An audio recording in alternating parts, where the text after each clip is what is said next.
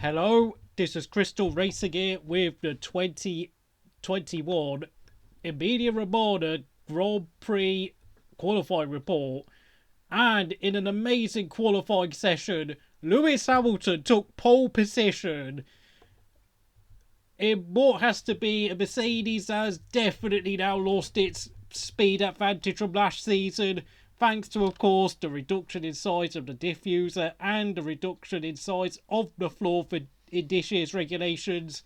Second place in only a second Grand Prix for Red Bull Racing. It is none other than Mr. Underrated himself, Sergio Perez, with a great lap. Yeah, he has to start on soft tyres for tomorrow's race because, of course, Red Bull were very cautious due to the fact he got knocked out at the previous race in Bahrain in Q2, meaning he had to start P11, but that meant nothing because, of course, he did have to go to the back of the grid when he had his systems failure. P3, very disappointingly, it was Max Verstappen who made two mistakes in his laps and cost himself what was a very likely pole position. And then, of course, once again, doing an amazing job in that Red Dog, Charles Leclerc, fourth place, once again, delivering the goods. What an amazing qualifier Charles Leclerc is, seriously. He has got some speed over one lap. Fifth place, Pierre Gasly, once again doing bits for AlphaTauri. Sixth and seventh, Ricciardo and Norris from McLaren. Although, of course, if Norris didn't breach track limits, he could have qualified third, maybe fourth, because he has been much quicker than Ricciardo this weekend. Eighth place! Oh my goodness me. Valtteri Bottas, over 4 tenths slower than Lewis Hamilton. Oh my goodness me. And the craziest thing about Bottas' lap was that he didn't make any mistakes. He was just too slow. He was just too conservative. Well, I have to say this, but, all my criticisms about Valtteri Bottas from last year have come true.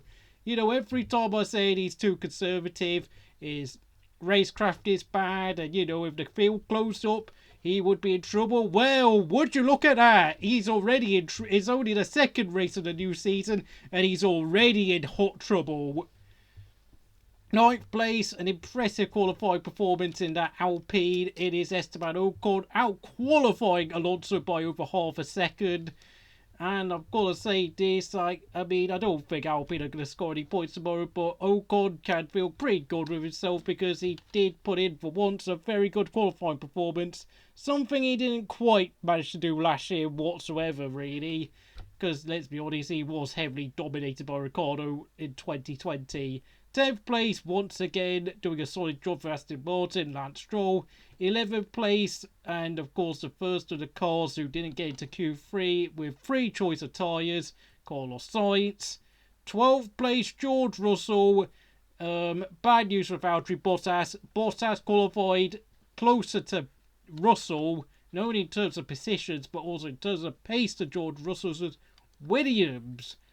But of course, Williams can't be pleased with themselves because they managed to get Russell ahead of Sebastian Vettel, who has had a very slow start, whilst Nicholas Latifi, for what has to be only the second or third time in his career, has crept into Q2. Very good effort by the Canadian. P15, very disappointingly, Fernando Alonso. Then, of course, even more disappointingly, 16th and 17th, Raikkonen and Giovinazzi for Alfa Romeo. Oh wow, all that promise in testing and at Bahrain has already gone down the sink. I mean, we're already back to where we were last year at Imola in last season. Yeah, where did we qualify there? Yeah, I think we qualified 16th and 17th at Imola as well, to be honest, like in 2020. So yeah, 18th and 19th, Mick Schumacher, half a second ahead of Mazepin. Oh my god, Nikita Mazepin, you're absolutely useless. You are utterly out of your depth at this level, let's be honest. At this point in time, Sergei Sorokin would probably destroy you, and let's face it, one of Robert Kubica would probably have a chance against you. And of course, starting 20th, due to the fact he's crashed on Q1, is Yuki Tsunoda. What are my predictions for the race tomorrow? For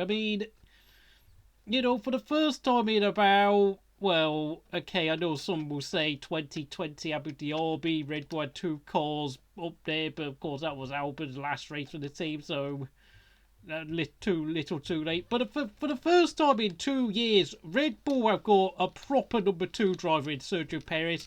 A number two driver who can actually be consistently up there, helping Max Verstappen out in terms of race strategy so that Mercedes have to factor in two Red Bulls. Was on the contrary, Mercedes number two driver Bottas is well out of the picture. I mean, considering how much of Mercedes' speed advantage has disappeared in the past year or so, I've got to say tomorrow is going to be such a hard. It's going to be a very hard race and a very difficult race for Mercedes tomorrow, having lost about 8/10 of their raw speed from last year's qualifying session due to the rule changes. Alpine have lost up to 6/10 of a second, which makes Ocon's performance even more impressive. Haas, as expected, have lost 0.36 seconds. AlphaTauri have lost 0.3 of a second, which again makes Gasly's performance even more impressive. Red Bull have lost 0.27 seconds, but they are performing as expected. Ferrari lost over a tenth of a second, but of course they've got themselves into Q3, so they've actually done really well. Aston Martin, who have of course came into this weekend complaining, having lodged a protest against the FIA for how the rule about them moaning about the rule changes and how apparently they're being unfairly discriminated against because of course they're using a low rate design on their car just like Mercedes. Well, I've got to tell you this, Aston Martin, you've not actually lost any pace in comparison to last year. And if anything, I think you're underperforming. And the fact of the matter is, you haven't lost anywhere near as much performance over one lap compared to Mercedes. You've only lost about a tenth compared to Mercedes, who's lost 8/10.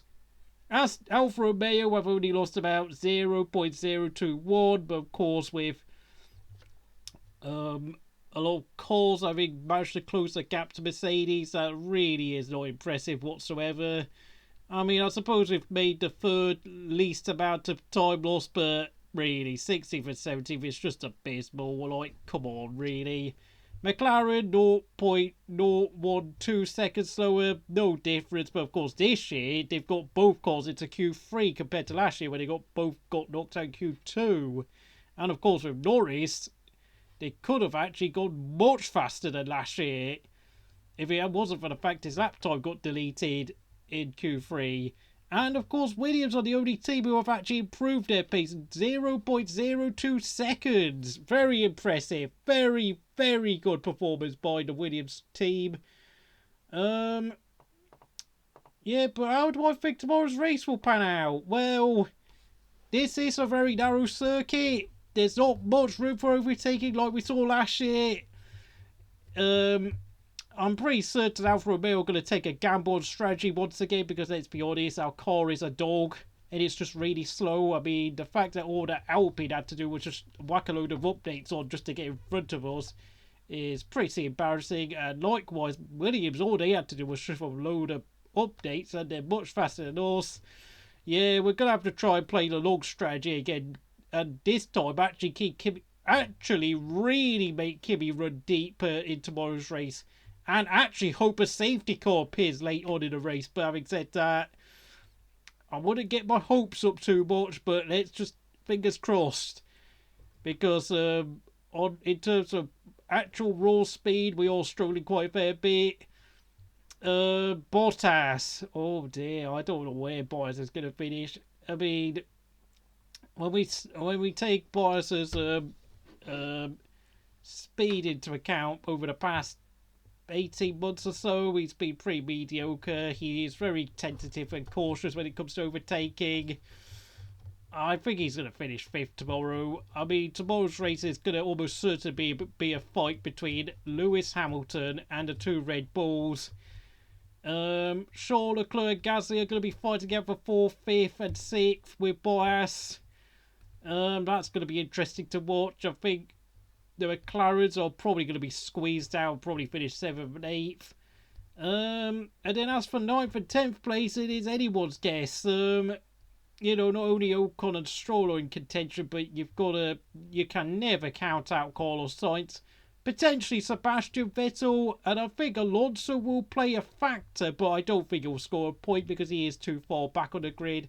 And I think George Russell will also play a factor early on, but I think he'll also fall down the order in the late stages of the race. And you cannot count out the two Alfa Romeos, especially if we take a gamble on strategy, because that's all we can do right now is just hope for the best on strategy, because oh dear, that C41 chassis is a bit of a false dawn, that performance at Bahrain. I've got to say, I got my hopes up a bit too high up at that race, because we were looking very quick throughout a lot of that race, but of course we couldn't score a point because we sort of screwed up strategy a bit. Tomorrow we have got to nail the pit strategy. We have got to nail our race strategy. We have got to take advantage of any trouble in front of us tomorrow. And as for Yuki Tsunoda, I think he's just going to focus on getting that car to the finish line tomorrow. Don't worry about scoring points, because he did that at Bahrain in his first ever Grand Prix, scoring 9th place. Tomorrow, probably finish like 15th or 16th.